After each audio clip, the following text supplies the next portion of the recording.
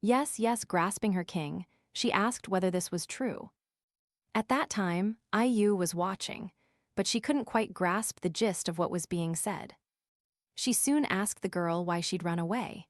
After all, she had been ordered to hide the wounded. She started pulling her away from the king, telling him she would keep him company. At that moment, our hero begged to be let go. Pulling Dadu aside, she urged the king to rest. As she left, the big girl urged her master to think carefully about all this and to keep her in mind. As the surrounding voices fell silent, our hero loudly declared that he urgently needed to discuss ending the engagement. The next day, silence fell all around. It felt as though calm had finally arrived, letting everyone relax together. Screams began to be heard, and Yawning, our main character, was among the first to wake. After a while, he watched his subordinates at work and exhaled, relieved to see everyone getting along and the new arrivals already pitching in to build houses. Then a heavy feeling washed over him as he remembered that he had to break off the engagement. As he passed the girls, they greeted him kindly. The hero felt pleased by their warm welcome. He asked to be ignored. Suddenly, one of the girls offered to show him the queen, telling him she was north of the river. She pointed to the side and told him she would show him the way. As he drew near, he saw his future wife bathing. A girl announced that the king had arrived, and the green-haired one immediately told everyone to leave. As they departed, everyone welcomed the king with equal warmth, yet the queen of the coconut grove reminded them he was not theirs. She stood up and asked the main character if he had something urgent, but he promptly declined, saying he'd only come to make sure she was okay and to check her wounds. She smiled and said her wounds weren't serious and would heal completely in 3 days. Then, with a mischievous grimace, she asked whether he truly wanted her to go out and have him check them personally. Then, even more daring, she asked him if he would like to taste them. Yet he immediately denied it, claiming he hadn't come for that. Smiling, he said he had come to learn her name. The girl smiled, feeling a bit uneasy at the remark. She didn't reply right away, but soon broke into a wide grin. Our hero began to shake, realizing he'd asked the wrong thing. Eventually, with the same sweet smile, she told me her name was Xiao Wan. At that very moment, he remembered why he'd come. He suggested that the tribe be renamed Praying Mantises. After gathering his thoughts, he asked her whether the former queen had ever had a partner. When asked what had become of him, she immediately answered that they had eaten him, as it is a tradition of their tribe. Because, in their tribe, it is said that devouring a former partner bestows great power. She couldn't fathom how our hero could speak so calmly about it, knowing how terrible it truly was. As soon as she finished telling her story, she let out a loud scream. Yet she proudly noted that it had been a tradition of past queens, and she had no plans to keep it alive, deeming it too ineligible. Our hero exhaled and asked if she ate people. She replied that she'd only just become queen and hadn't had any partners before. He exhaled heavily again. Those words soothed him. Smiling as he walked away, he told her to rest and drink plenty of water, then headed off to get ready for the ceremony.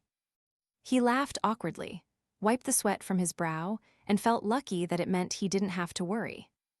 When the queen suddenly called him, she smiled and added, "At least I don't eat people."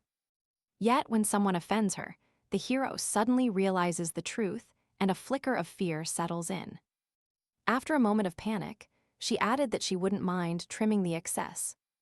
A loud crack echoed, and from a nearby tent, a girl cook helped our hero understand what his future wife was saying. He lingered in thought. As he drew near his chambers, he walked gloomily. After all, at least one problem had lessened for him. But he had to snatch a few captives immediately and finish the job, since there. Only 7 days remained to finish it.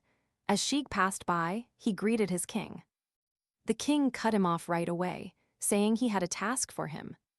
He said he had to leave, so he took on the task of coordinating everyone's work. When an urgent matter arose, the king ordered that someone be sent south of the sea to find him. Shig assured him that he could rely on him.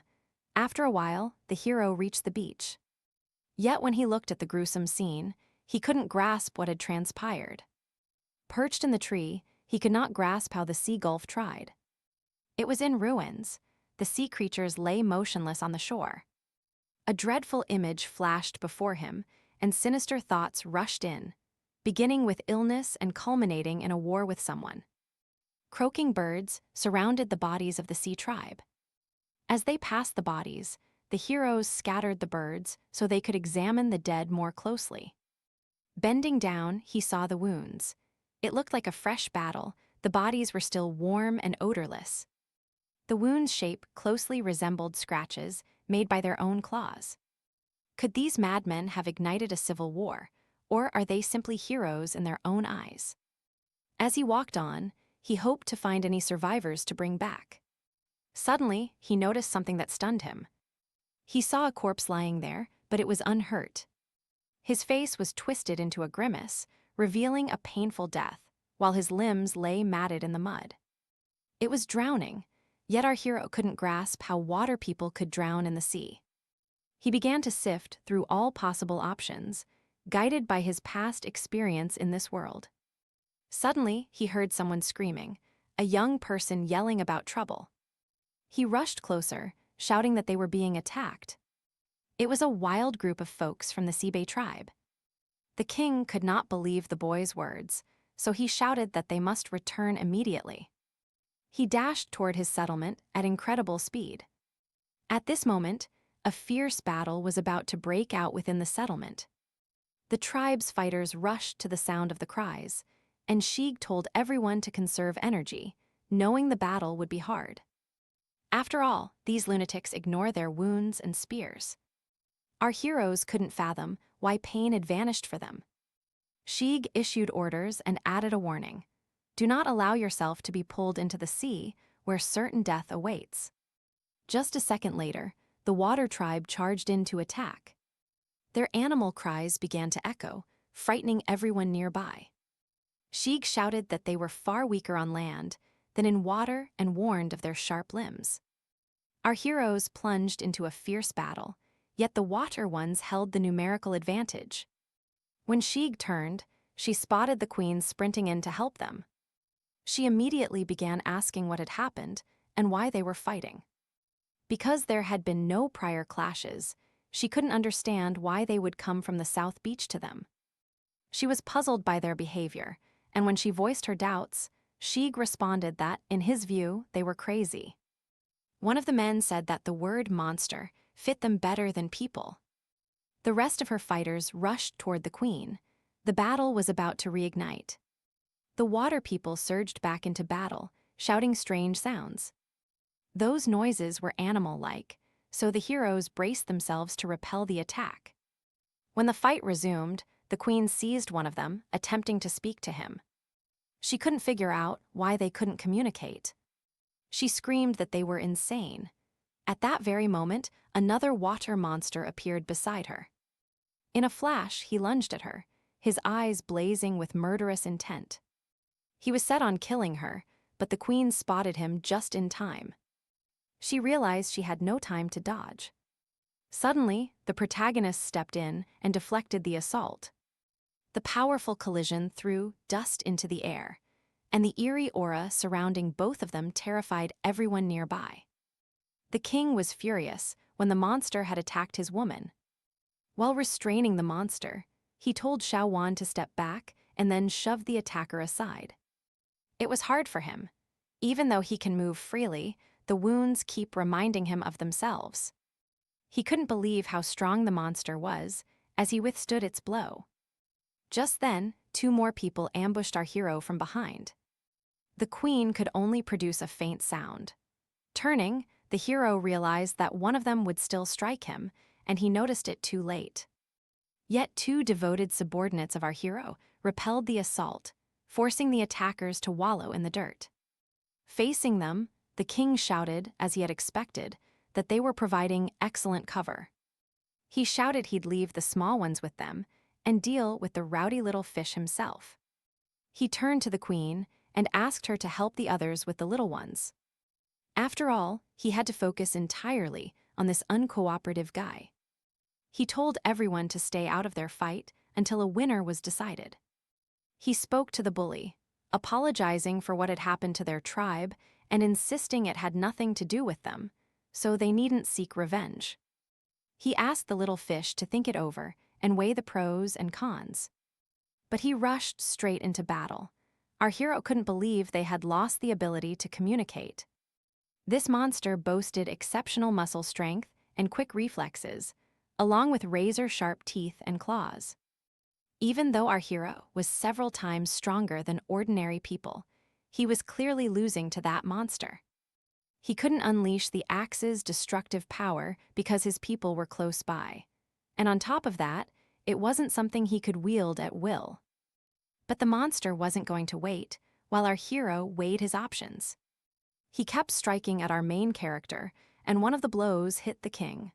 The king managed to block it, raising a hand to deflect the hit. A cry of pain rang out as bones shattered. The main character's face was contorted with pain. He swung his axe straight at the monster, boldly forcing it to retreat. He leapt back several meters, ripping the hero's cape off. Our hero felt a madman looming ahead of him and was grateful to be shielded by a cloak made from the king of bulls. Otherwise, the little fish would have ripped off its arm. The monster was again ready to attack our hero. He started growling louder, emitting wild animal sounds. A powerful surge of energy flooded him, and he felt himself growing stronger. Right after that, he surged toward our protagonist at an astonishing speed. He understood he wouldn't have time to dodge. The enraged monster was fast, yet at the last moment our hero evaded its powerful attack by flinging off his cloak. The fish growled as it nodded to the hero's cloak. And he, in turn, couldn't fathom how it was that he had not only become faster, but had also suddenly grown stronger. The monster started walking the opposite way, leaving our protagonist puzzled as to why it was drifting sideways. Suddenly, all the fish began to swim away toward the water, leaving everyone standing there perplexed. And then the big guy snatched a piece of the torn cloak. Our hero started to scan the surroundings, trying to make sense of what was happening. Scanning the scene, he couldn't understand why one person would attack some, while several others struck their victims even more violently. When it suddenly hit him, his face shifted into surprise. When he looked at his wounded subordinate, it suddenly struck him. After all, these little fish reacted to blood in such a way that the blood-driven urge drove them to attack the wounded. They employed the scent of blood to snare the target. Additionally, this scent turns them even more cruel, especially when they're in this strange state. They're just acting on instinct, and the hero likened them to massive sharks when blood hits the air. He forced himself to think, to figure out how to use it.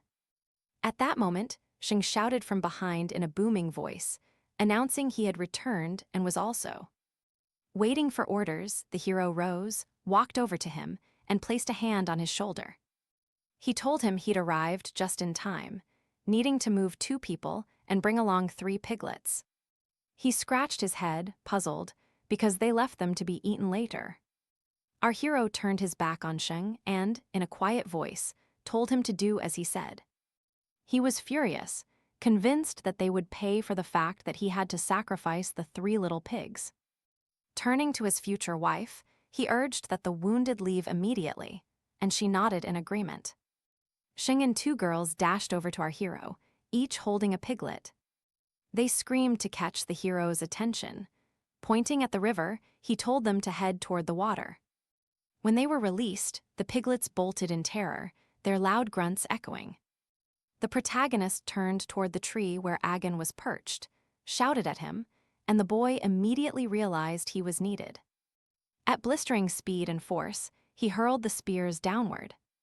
Every spear found its mark, ripping into the piglets' bodies. Blood started seeping from their bodies. The fish tribe immediately sensed it, drawn in by the fresh crimson. Even the fish already in the water felt the pull, as if the pulse were a groove.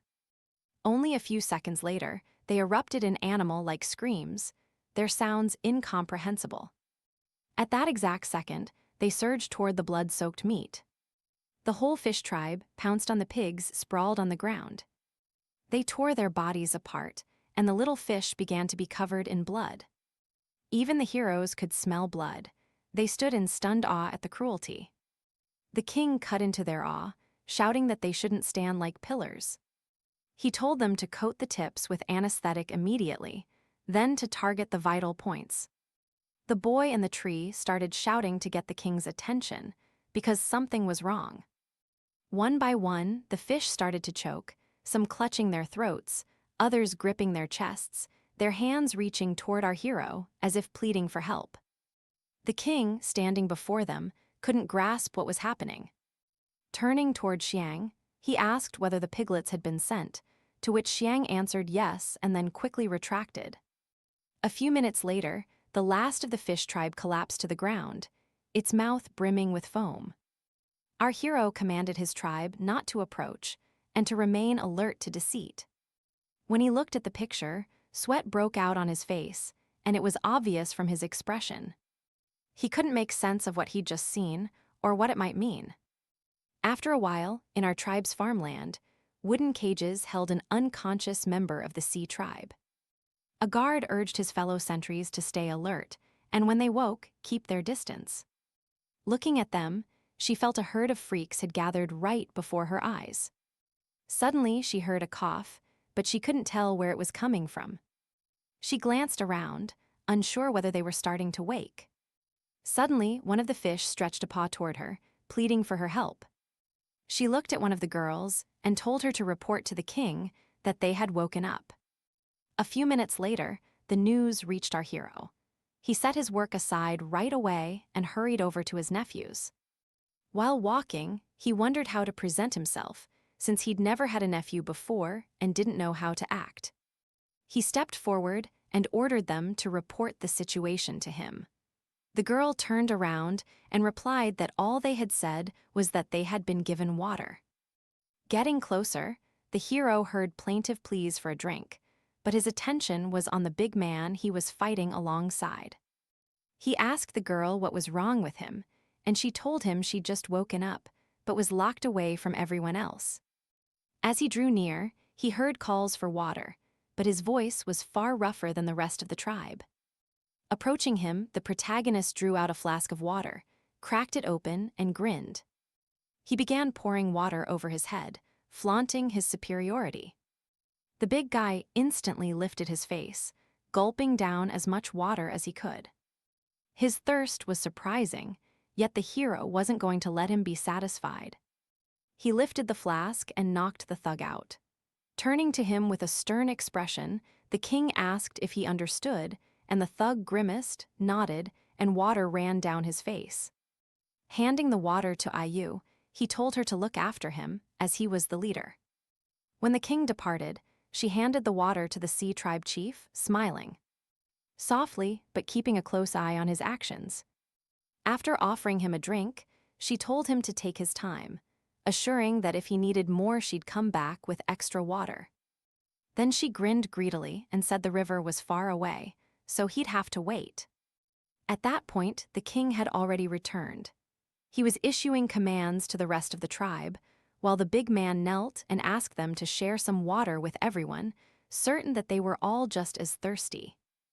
Ayu said this was the least she could do to help, but he was required to answer a few questions. When his expression shifted, he leaned toward her menacingly and asked whether the attacks hadn't been enough, adding that they now wanted to ask a couple of questions.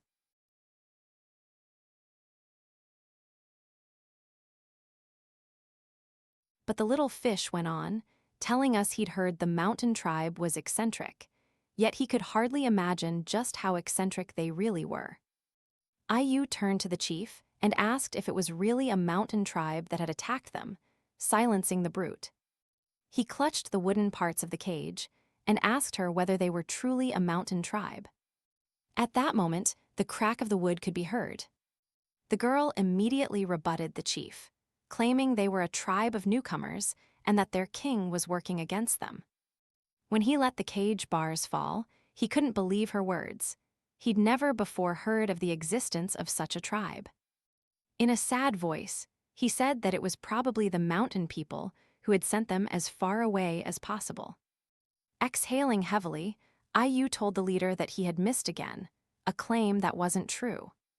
She began telling him that it was they who had attacked their own territory, and that she had no ties to the mountain tribe either. Yet when the attack struck, she told him communication was impossible, so they had to lock them there for a moment. He immediately began shouting that this was impossible, that it couldn't happen. His face was angry. He asked her if she truly wanted to tell him that he'd completely lost his memory, but IU kept speaking calmly. She asked the leader to explain what really happened, craving the truth. All this time, our main character lingered behind her, listening intently to their dialogue. He introduced himself. His name was Haku, the leader of a sea tribe that lived near the shore. He hunted fish by swimming, all the while steering clear of clashes with other tribes. As he ate, a subordinate approached him and mentioned that Huabei and Chenyu were fighting again. Laughing, he urged them to keep going, saying that strength grows with experience. And in the comparisons between youthful power and the bond, one of his subordinates clearly surpassed him in strength. He shouted he'd kill his rival. People kept rushing to the leader, venting their complaints. One of them wept, saying his bird had been hidden. After picking it up, the leader smiled and told the boy it was time to learn to fight. Only by doing so could he inspire fear in others and keep anyone from stealing his belongings. But the kid pointing at the forest insisted it wasn't a line. They were a strange group. The leader suddenly grew alert, recognizing who they were, and realized that serious trouble could begin right now. Soon he spotted armed members of the mountain tribe. He stood and asked them why they'd come to him. The rest of the tribe tightened up as the air filled with the smell of something frying. The tallest of the men lifted his hands in silence, and his face spoke for itself. Then, waving toward the sea tribe, he shouted that they should kill them. The mountain tribe's savages rushed toward the sea tribe, shouting that they would kill them. The fish leader didn't understand what was happening, as they were being attacked. He finished his tale by saying he'd been knocked out, then woke up trapped in a cage, but he couldn't remember how it had happened. The king stood there, lost in thought, mulling over what he still didn't know about the rest of the tribe. Yet he couldn't finish his thought before exhaling heavily. As he drew nearer to the chief, he informed him that he'd recently been in their territory and found not a single living creature. He immediately began shouting that it was impossible. She mentioned that if he hadn't spared them, the entire tribe would have vanished from the world. After those words, the leader fell silent, his mouth still hanging open. Then, trembling, he began to scream that he couldn't protect his tribe. He curled up and whined softly. IU was stunned, since she had previously seen the tribe as nothing but savages. And then she saw something fall from the thugs. She reached out, picked it up, and asked her king to examine it. She'd never seen that plant before. Our hero seized it, believing he would learn something with the system's help. The king summoned the system, asking it to identify the plant. It was hemp, a leafy herb that tasted bitter, offered pain relief, and its smoke induced hallucinations, and the system's reply shocked our protagonist.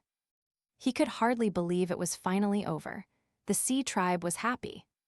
They were given water to drink. The girls took turns going to collect it. A girl standing close to the main character shouted that there was plenty to go around, so nobody should rush to drink. She asked them to hand the flasks of water to one another. At that moment, the main character was staring at the very plant that the tribal leader had dropped. He held several pieces of paper, and while walking among the fish, he collected one from each. He realized the drug had been given to them specifically to drive them mad. Yang claimed that the mountain people's leader wielded divine power. Our hero started comparing the god to a demon. He had the sea people, moved by pity, kill each other and induce hallucinations. The hero kept pondering, and finally realized why people had been suffocating on that beach. They were trying to escape the smell. When he looked at the tribe, he felt the mountain clan was frightening. After all, these mad amphibians hadn't invaded by accident. If the mountain tribe's scheme was to make the amphibians clash with us until both sides were wounded or dead, then the newcomers must have been noticed, judged an eyesore, and deemed a threat to be removed, the king concluded. As he glanced at the chief, he realized that even the mighty brute had turned into a puppet. The power of the mountain tribe could not be underestimated. Our protagonist summoned the system, and it materialized before his eyes at that very instant. Reviewing his abilities, he felt that 3 strength points were not enough. Before real danger arrived, he had to boost his strength. Facing the leader, our hero started the dialogue by saying his tribe was still too weak. IU said the amphibian was on the verge of a nervous breakdown, so she couldn't ask him anything. With a sorrowful look, the hero replied that there was no time to wait for him to calm down. A disaster seemed almost inevitable at that moment. IU couldn't make sense of the words. She had a million questions for our protagonist. Seeing the gathered leaves, our hero said it was hard to explain. But the mountain tribe had leaves that kept those poor fellows locked in cages. He can't predict when the next attack will strike, and he's unsure whether they'll confront each other in person. After all, the information was still too scant. They had to rush and push the leader to recall something else. Our hero strode up to the cage, loudly calling out, "Hey, who?" He bent down, holding out a hand covered in leaves, and told him not to blame himself too much, explaining that the toxic fumes of that thing had driven them to do all this. He asked them to take a close look at the leaves. The leader grabbed one and began to examine it carefully. His body trembled. Seizing the moment, our hero asked if he remembered anything about these leaves. Suddenly clutching his head, Hay said he remembered this smell because he'd only sensed it faintly while fighting those bastards. In the end, out of every scent, he only noticed the sharp, unpleasant ones. The king leaned over and told him that they might have used several poisons all at once. The leader listened intently to every word of our main character, his face a mask of pure, overwhelming rage. Extending his hand, he addressed our hero as Your Majesty and asked if he was going to fight these bastards. If that were true, he asked to be let in. For if he didn't seek vengeance for what they did, he'd carry that regret his entire life. In that instant, hands began to emerge from the cages, one after another. Every amphibian pleaded with King Chen-Li, demanding a personal chance to strike back at those bastards. In unison, they began shouting about revenge, insisting they'd do anything for it.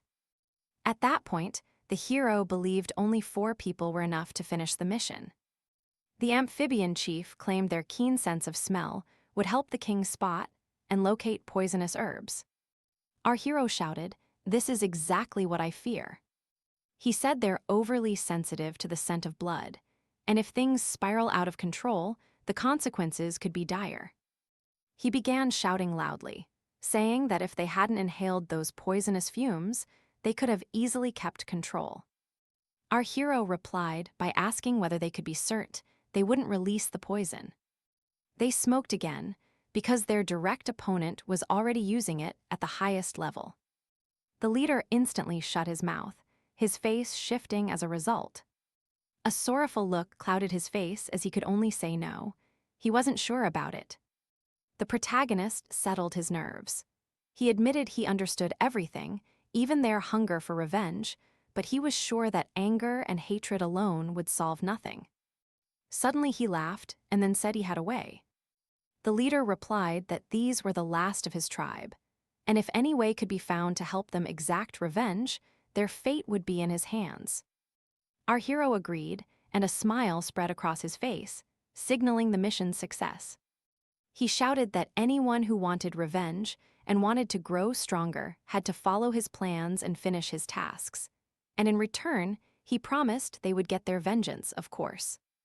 Not everyone will have that chance themselves, yet they all agree he did ask the amphibians. A smile spread across Hei's face, speaking for itself. He nodded in agreement with the king of the fledgling tribe. Following the leader, every prisoner echoed his approval, their shouts growing louder and louder. Our hero glanced at the girls nearby, then turned away. The Sea tribe's leader couldn't fathom why Chen Li was leaving. Our hero turned to Au, repeatedly urging them to release everyone, because those people had become his new comrades.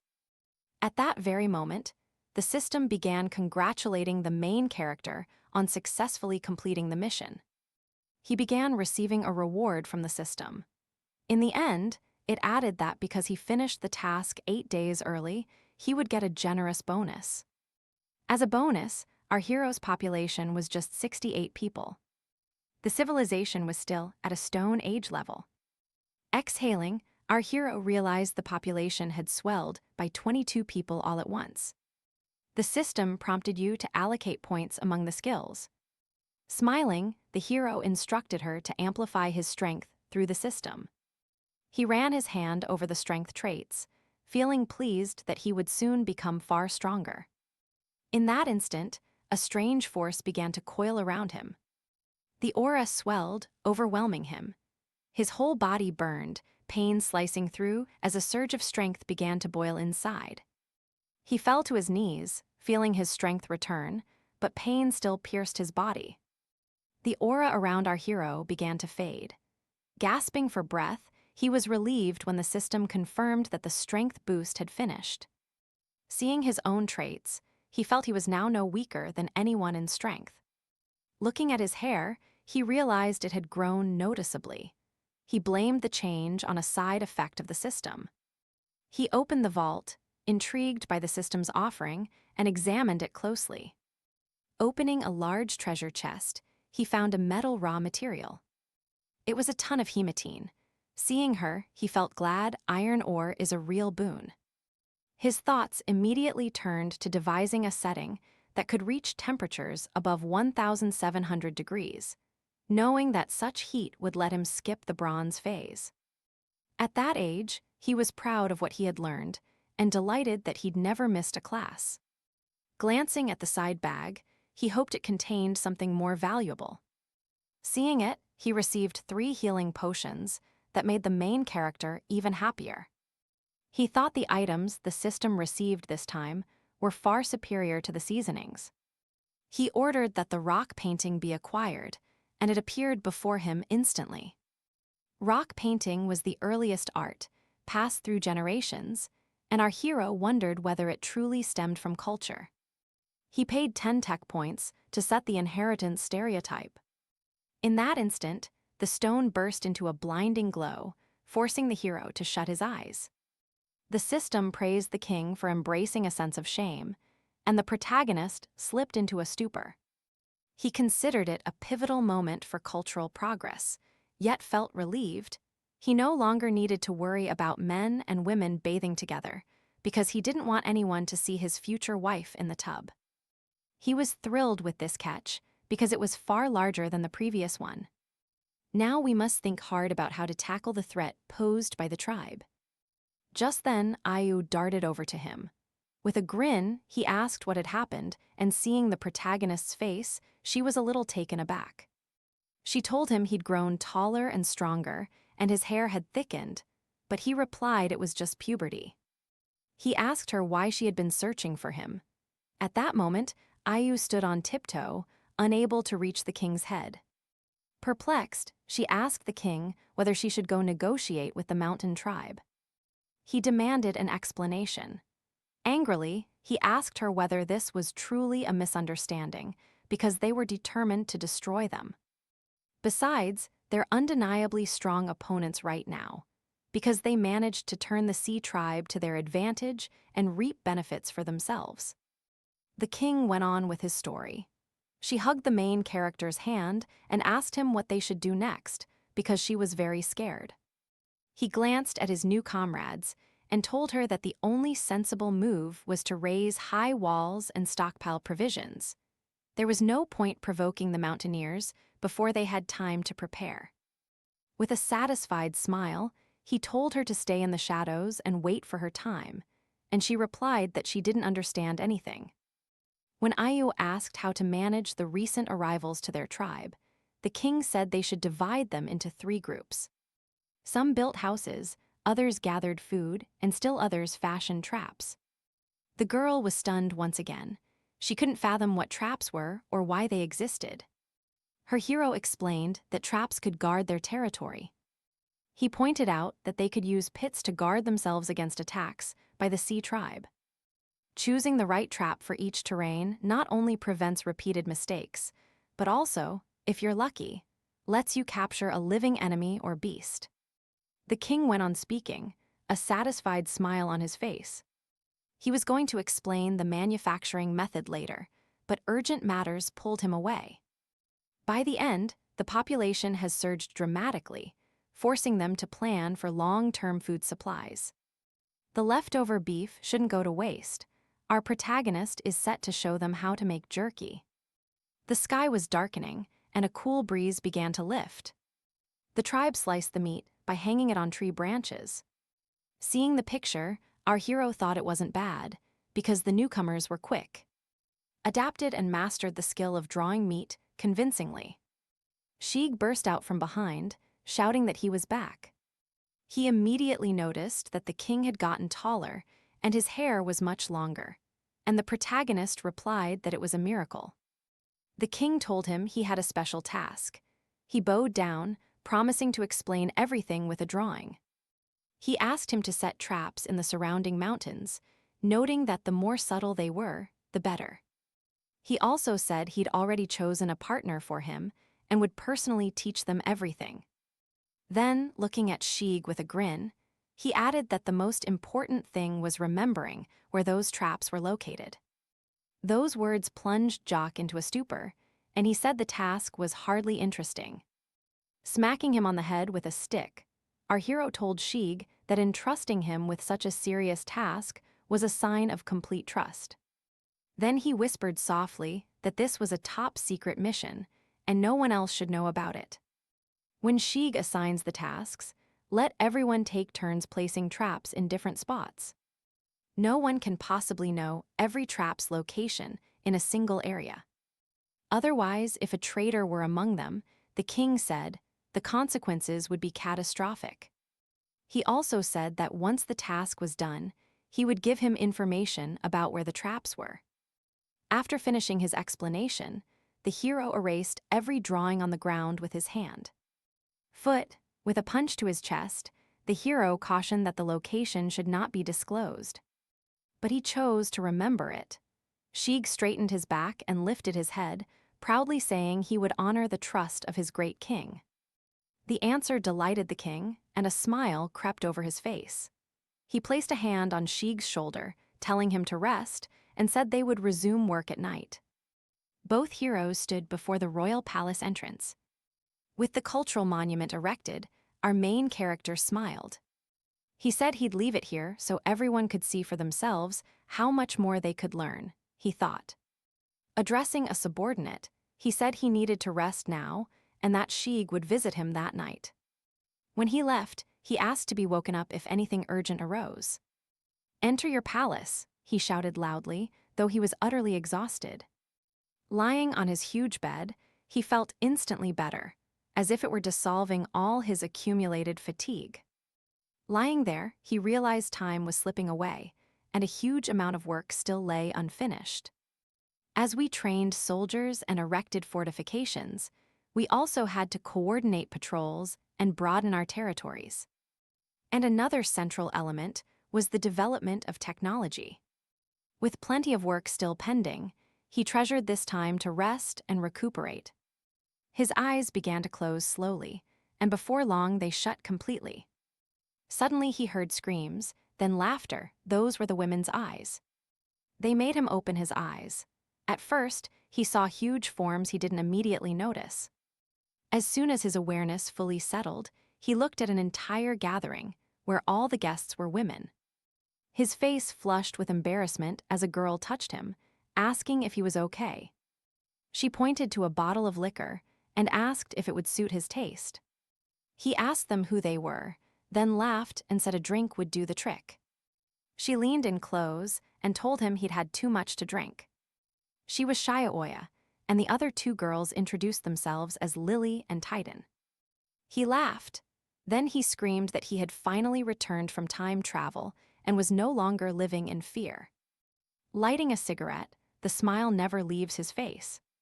He asked for the music to be turned on, and they immediately started dancing. After a while, dawn arrived, and the air felt different. All worries vanished as our protagonist lay in bed, cradled by a girl who hugged him. She sat up and told him it was time to work, and he replied in a quiet, weary voice that he needed more rest because he could no longer keep going. As he began reviewing the girls' names, he couldn't guess any, and she started to get angry. In the end, he finally told us his name was Shig. Our hero frowned in disbelief, utterly shocked. He couldn't grasp what had just unfolded. When everything became clear, he screamed at the top of his voice. He was terrified. Raising his voice, he demanded, "Why are you here, Shig?" Shig replied that the king himself had ordered him to come that night. He woke him up, yet the king began to seize him. In a shy tone, he remarked that the king was so frivolous. The king's guard overheard everything and felt utterly embarrassed by the conversation. Night had truly settled outside, and the bright moon lit everything around. Loud sounds erupted. Our heroes, shovels in hand, were digging the ground. Once everything was finished and installed, our hero began to explain that this was a real pit trap, lined with spears. He told them that the enemies and animals they would confront were quite large. To work effectively, the trap had to be deep and wide enough. Pulling the leaves toward the hole, he was telling her she needed to hide. When he covered the hole, concealing it, he realized this marked the end of building the trap. He could use spike pits alongside the tripwire traps he taught them. Our protagonist said they had to learn how to combine the traps. His tale and demonstration had the amphibian scream with delight. Pointing at Agon, he told him that he could also learn to make them, and Agon replied that he didn't know how.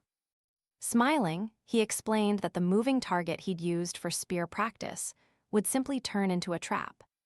He explained that swapping the tree for a net would let them build a hanging net trap. He closed his story by saying he'd left everything else to Shig. He had other tasks to attend to, so he ordered them to return after dawn. As he passed Shig, he reminded him not to forget what was required of him.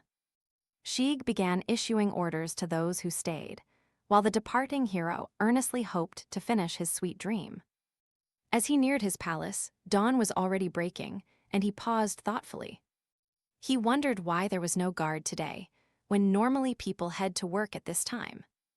As he passed the tribe's houses, he began to suspect they might be ill. After finding one of the houses, he began to slowly open its doors. When he opened the door, a blood-curdling scream rang out, almost sending the main character crashing to the floor. Glancing out, he asked what they were up to. They let out a sigh of relief. It was their king. A girl sitting on the floor complained that her clothes were too revealing, which made everyone uneasy about going outside. Our hero couldn't have imagined that shame would play out exactly like this. When he shut the doors, he told them he'd only given them half a day to make new clothes. As he walked out, he shouted that he'd given them enough time. As he neared the stone, he realized the hero was fully absorbed in his thoughts.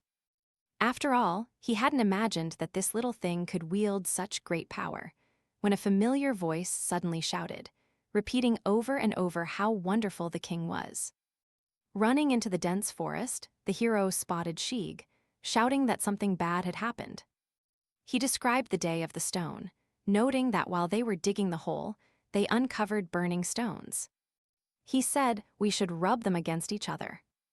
Our protagonist grew wary.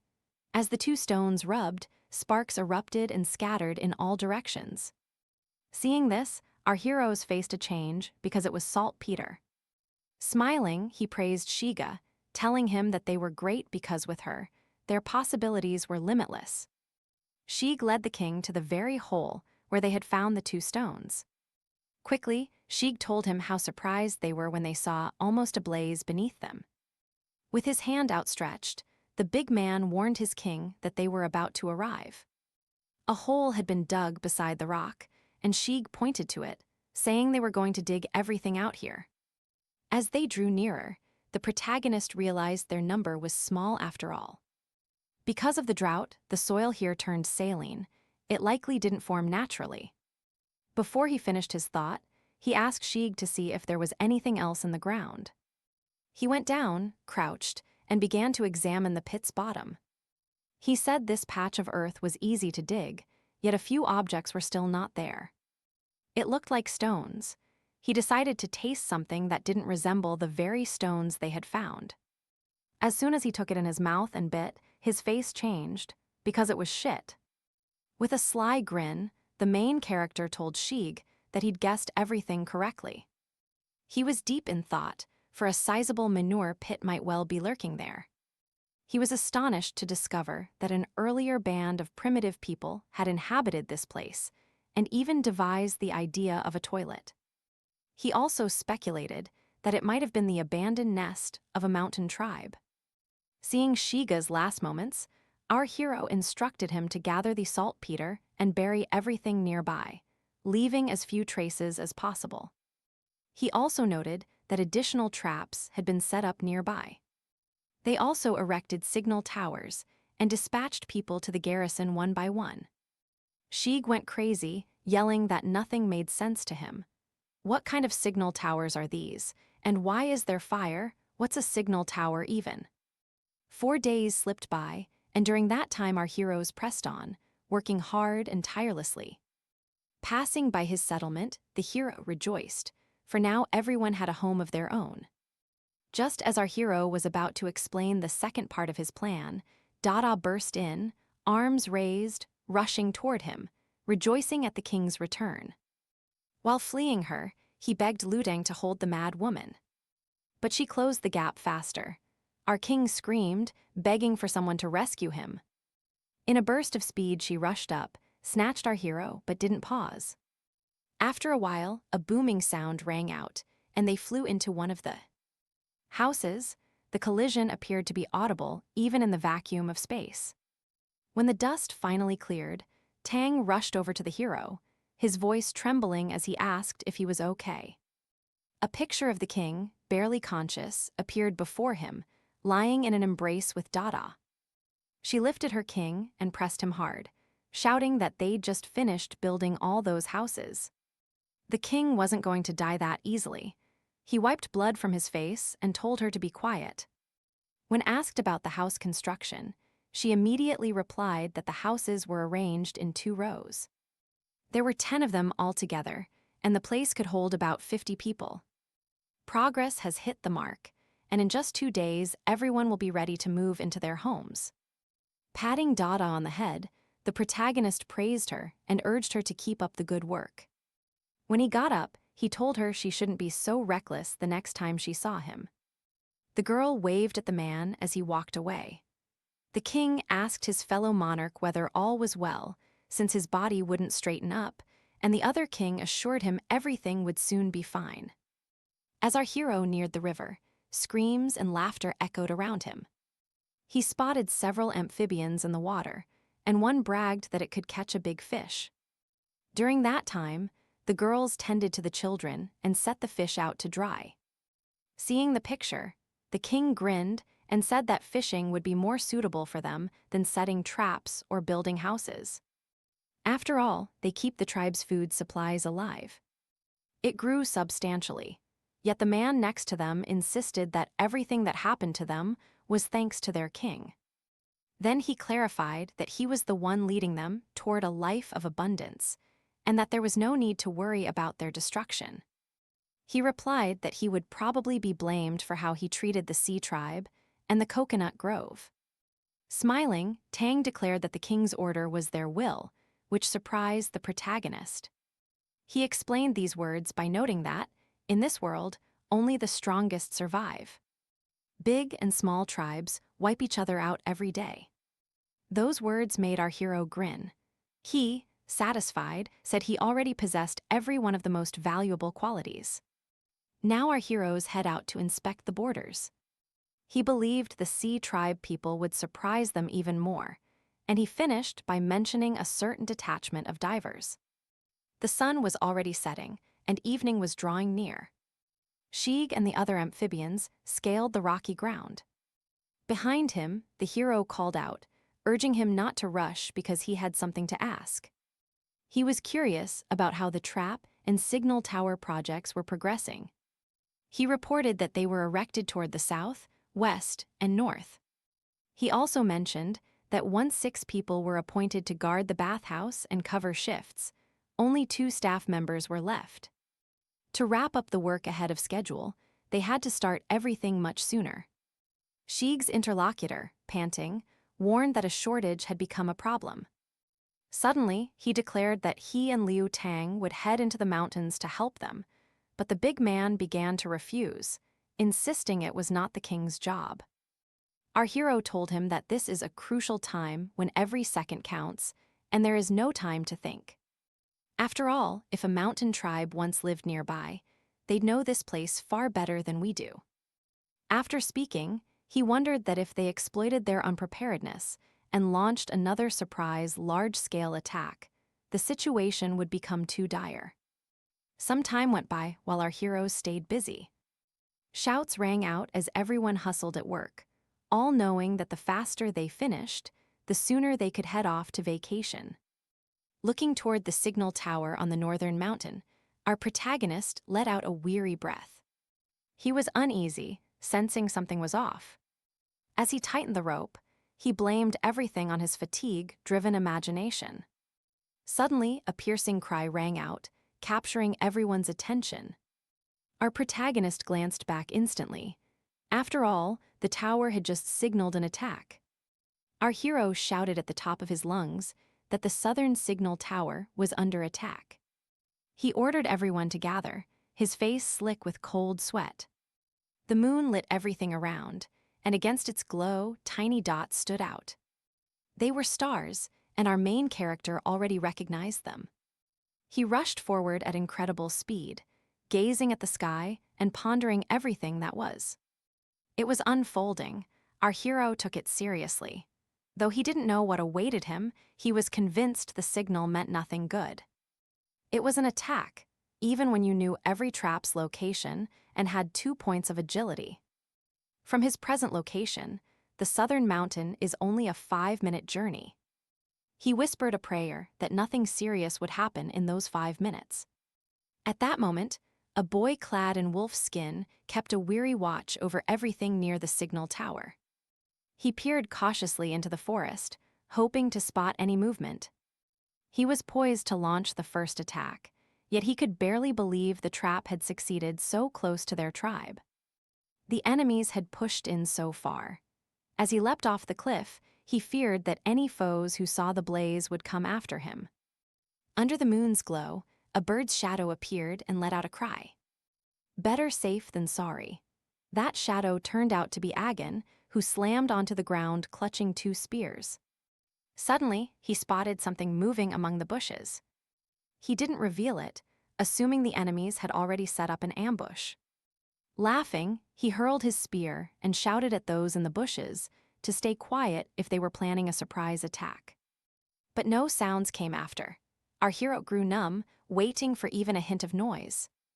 Suddenly, a spear surged toward him at incredible speed. A quick flick of his hands sent it flying, and he was already primed to launch the next. But the moment he had a chance to lift it, he was already under attack. He couldn't believe the attacker was moving so fast. He bent, lifted his spear, and accepted his life was over. The weapon halted, and he heard a familiar voice. His king stood and eyed him with suspicion.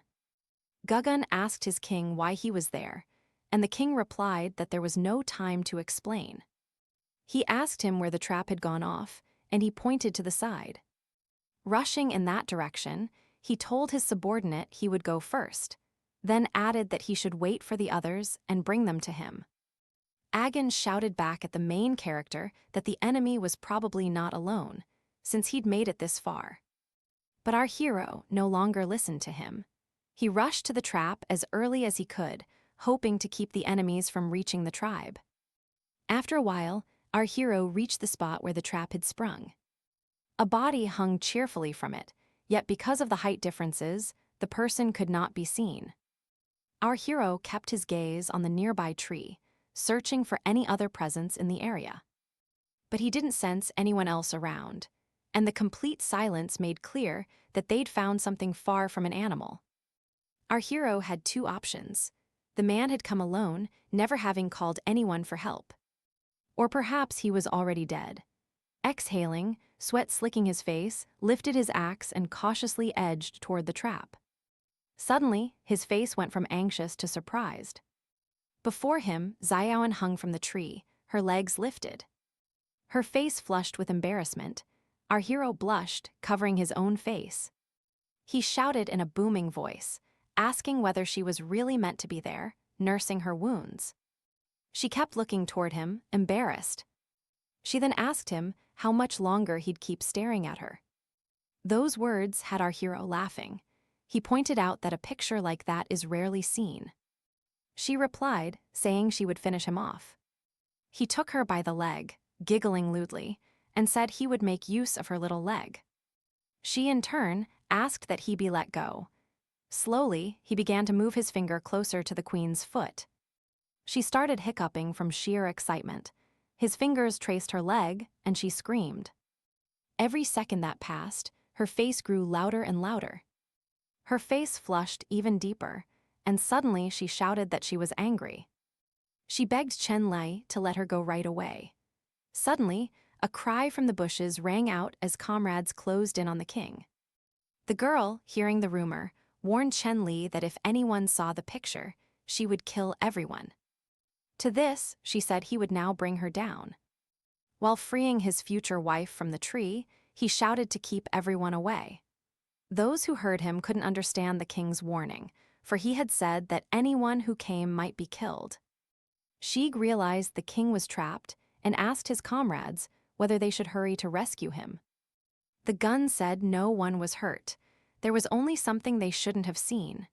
Sheik replied that their king was already in the big hall because, for example, he can't sit in front of anyone. Suddenly, he realized a lot had changed, yet he couldn't quite tell what. By that moment, the queen had already been freed and was standing on her feet.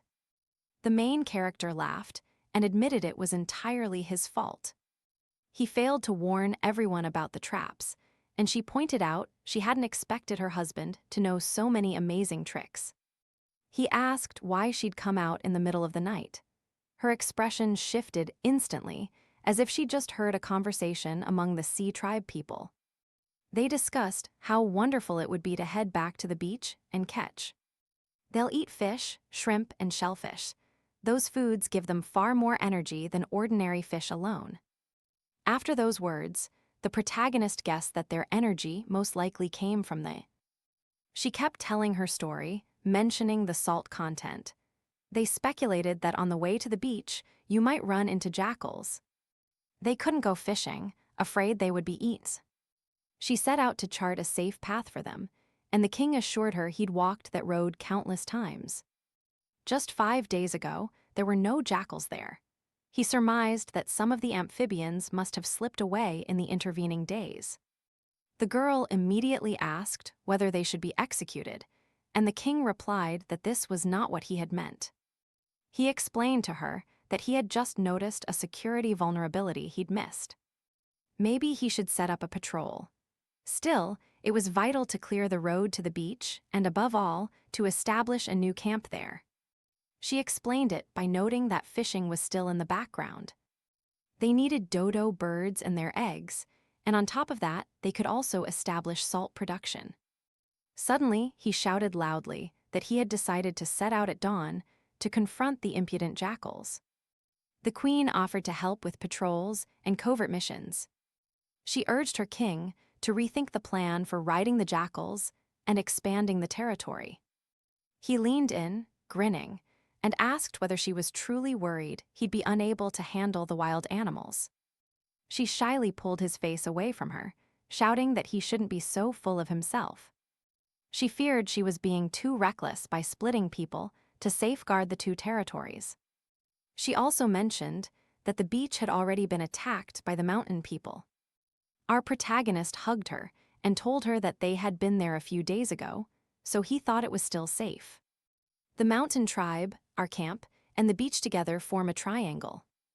As long as the tribes and beach strongholds keep exchanging information, they'll be able to support one another.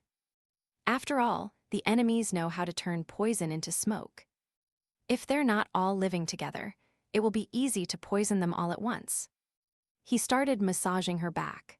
Embarrassed, she said she didn't understand what he was talking about, but since everything had already been decided, she went along with it. At that moment, a goon and Sheeg were perched behind a nearby bush, with Sheeg muttering in his sleep about the king being a bottomless barrel. After a while, our heroes set out on their adventure. 4 were dispatched to rid the area of jackals. Everyone moved cautiously, except Chen Li, who walked ahead with unshakable confidence. The amphibian leader asked his subordinate whether he had definitely encountered jackals here, noting the absence of a blood scent, and the subordinate replied with uncertainty. Here, while rustling the leaves, he guessed they were nearby. 2 days earlier, he'd spotted several jackals along this road. Suddenly, close by, the leaves began to rustle loudly. Suddenly, a jackal lunged at them, aiming to kill the amphibian. But the leader was already ready to shield his fellow tribesmen. He swung a mighty blow, sending the jackal flying. It dashed into the tree at breakneck speed, splitting the mighty trunk in two. Exhaling, the leader uttered something completely incomprehensible. His younger comrade kept sitting on the ground, still surprised. Suddenly, the remaining jackals surfaced one by one, until the entire tribe was in sight. The king's guard cautioned his majesty to be careful, as the situation grew tense. The king smiled and answered that the sea tribe were not enemies, and there was nothing to worry about thanks to those wild dogs. The tribe leader turned to King Chen Lai and said that if he wished, he could handle the cuties on the left. He scattered the jackals in all directions, proclaiming that everything on the right was his. One by one, the jackals fell to the ground, motionless. Some of them drew closer, sensing the king's powerful aura. They made the first move, but it was in vain. Right before the king stood his comrades, who kept others from getting near. He felt he should stay out of battle, viewing it as a great learning opportunity for them. Suddenly, a wild dog sprang up behind him, its jaws aimed at his neck. Sensing her thirst for blood, he turned immediately and seized her throat without using force. He pulled her in tighter and tighter until the dog began to whine. With a smile on his face, Chen Li told him he was too unlucky to attack him. The whining and fighting went on for a few more minutes. After a while, everything fell silent. Seeing victory out of reach, the jackals fled. The amphibian leader declared the battle to be the dullest he'd ever witnessed. And then he issued the command to move forward. When they reached the beach, a gorgeous nightscape unfolded before them. The light splash of the water felt wonderful to our heroes. The king asked the leader whether he could see that distant rock, then said they would build a fortress on it. It had to be built near the cliff, house 20 people, and the signal tower itself would sit atop the cliff. He also said that a small salt drawing site should be built next to the fortress. He would teach them all of it. The leader accepted every word the king said. They had just 4 days left, and the king was about to send aid. After everything had been said, he let out a heavy sigh. He felt like a contractor on a construction site, forever pushing back deadlines. In his past life, he was the one hauling bricks. The leader reassured his king, who looked at him with satisfaction, and told him to light a fire only if an emergency arose. 3 days slipped by. The leader was busy with work, and our protagonist stayed on the move too, forging a bow and preparing for a long campaign. He looked at his bow and was pleased with how well it turned out. The elastic band is made of bullskin, and because of that, it takes a lot of effort to use. For inventing the wooden bow, the system awarded 5 technology points. A sudden knock rang the door, followed by a shout announcing Shung's return. He demanded a meeting to convey something. He ordered Ayo to bring him. After a while, the door opened slowly. The tension in the air grew with each passing second. Spotting the boy, the king immediately asked whether there were other northern tribes they could ally with. But Shung insisted there was no one there. He walked north for more than a day, yet still found no traces. He added that he'd found only one lake and a nearby snow-capped mountain. And in the lake swam a strange, massive creature. Yet before he could catch a glimpse, it plummeted onto one of the lakes and then vanished entirely. Because a scary snow-covered mountain lay ahead, he didn't dare go and turned back. The king smiled as he knocked him down, noting he hadn't imagined being more frightened of the snowy mountain than the monster. Trembling and soaked with sweat, he asked the king if he had heard about the mountains. Our main character couldn't follow what they were saying. At that very moment, Ayu pressed herself against him and confessed that she was scared. Chen Li asked her why she was so frightened. She told him she wasn't scared of the mountain itself, but of what lurked behind it. The protagonist was left with even more questions. The girl, her voice trembling, began to describe the dreadful bikes that lurked behind the mountain. Shung screamed that just the thought was enough to make him throw up, even as the main character kept Aya down calm. A system window popped up, triggering a side quest. The objective was to see the giant firsthand, and it left our main character wary. In the end, the system awarded him a single characteristic point, simply for seeing the giant. He likened the peril of the mission to taming a saber-toothed tiger, a comparison that earned him only 2 points. He began to think the giants could be a tribe of their own, complete with a civilization. Maybe he can subdue them, turning a few into powerful assistants as his frightened subordinates watch. He realized he had to be careful, because there was a high chance they could easily destroy them. Smiling, the king told Shung to rest because the banquet was only a few days away, and he urged him to enjoy the occasion. His voice quivered as he bade farewell to the king. Ayad pointed out it was adorable because Shung can be such a coward sometimes, which the king admitted he wasn't certain about it. He wondered if his sense of danger was far sharper than that of ordinary people. This made him sensitive to certain things, allowing Shung to calmly explore the outside. He turned to Ayu and asked how the wedding preparations were coming along, to which Ayu replied. She smiled, pleased to see the preparations were nearly finished. The king ordered them to ready equipment for 4 people. He planned to bring someone along for an extended journey. Ayu asked her king right away how dangerous the trip was, and he, still smiling, replied that he was simply exploring the surroundings.